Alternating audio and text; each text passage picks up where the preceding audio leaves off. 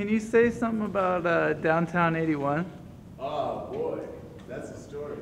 Downtown 81, I hope you're ready for this. Downtown 81 is a film that the painter who I mentioned earlier, Jean-Michel Basquiat, did in 1981, when he was 19 years old. And it stars all the people that were famous in downtown New York, Lower East Side in 1981, that were famous locally. People like Deborah Harry, Blondie, Kid Creole and the Coconuts. You know, he was dating Madonna at the time. Like all this stuff that came out of the Lower East Side of Manhattan eventually became what we call modern day pop music, right? And a bit more to that. But anyway, the film was shot then, and it was financed by an Italian company called Fiorucci, who was then audited by the Italian government and had all of the stock of the film taken. And so 15 years later, the people who produced the film got back the footage, but the Italian government had lost the sound. And so the entire film had to be overdubbed, and it's like Fab Five Freddy, Grandmaster Flash, Deborah Harry, like just, it's all of a sudden it's classic. Jean-Michel is dead now. He died at the classic age of 27. And all this stuff, and so it's like a completely different animal 15 years later when they get it back. Well, around the time they got it back, right after my film Slam had come out, and I just moved to Los Angeles, I get a call, which evidently must be on New York time. It's at 6 a.m. in the morning, my time. And hello, woman says, "Hello, Saul. My name is Maripol."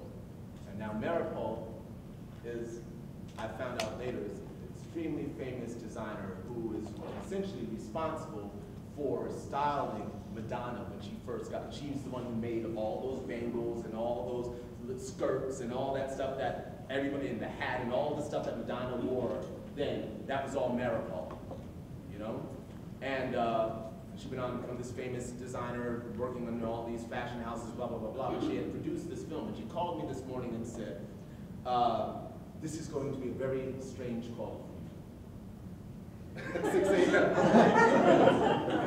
Okay. She's like, "Well, I'm a producer of a movie." So at least now I'm listening, because I'm like, okay, well, you're a producer, She's like, I don't know how she got my number. She's like, "Well, I'm calling you because, well, here's a short story." She's like, "Do you know who Jean-Michel Basquiat?" "Of course, the hero of mine." She's like, "Well, he was a good friend of mine. He lived with me for a long time.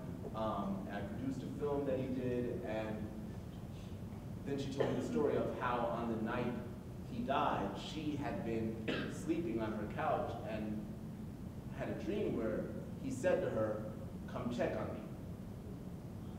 And she did, and found him dead. Right? And so she then says, "Well, he's only visited me a few times since then, but last night, I had a dream where he told me that you are supposed to be the voice in this film. Now, I know you don't know me, and I don't know what you do or anything, but I asked my other producer, and we found out, and so we'd like to offer you, to come be his voice, because everybody else is alive, but he's dead. And so we need someone to be his voice in this film." Now mind you, I'm 27 at the time, and scared of death, of dying, because at that time all my heroes had died. And I was like, well, if my art is worth anything, so we'll see how this year turns out. And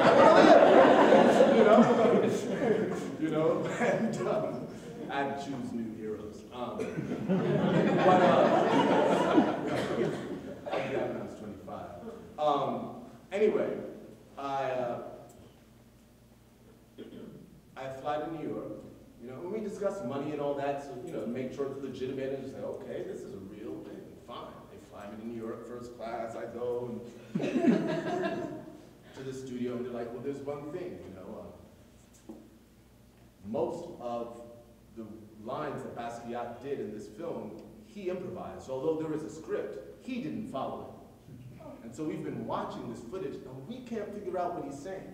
And so she's like, I'm thinking since he came to me in a dream and said, maybe you can figure it out.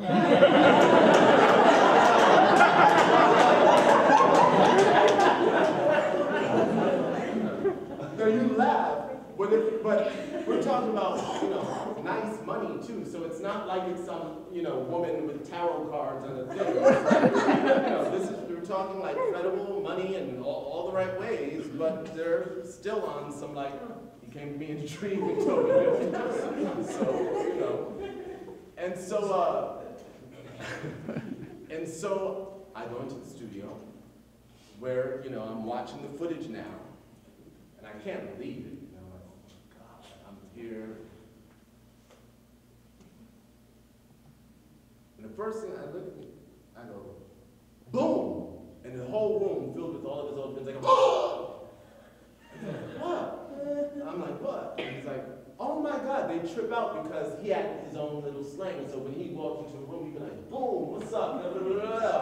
So the first thing I figured out was he said boom. Shortly after, I started hearing everything he was saying in that thing and writing it down, and that's what you hear there. Oh, wow. So Downtown 81 is a weird-ass picture for me because I'm like, how the fuck did that happen?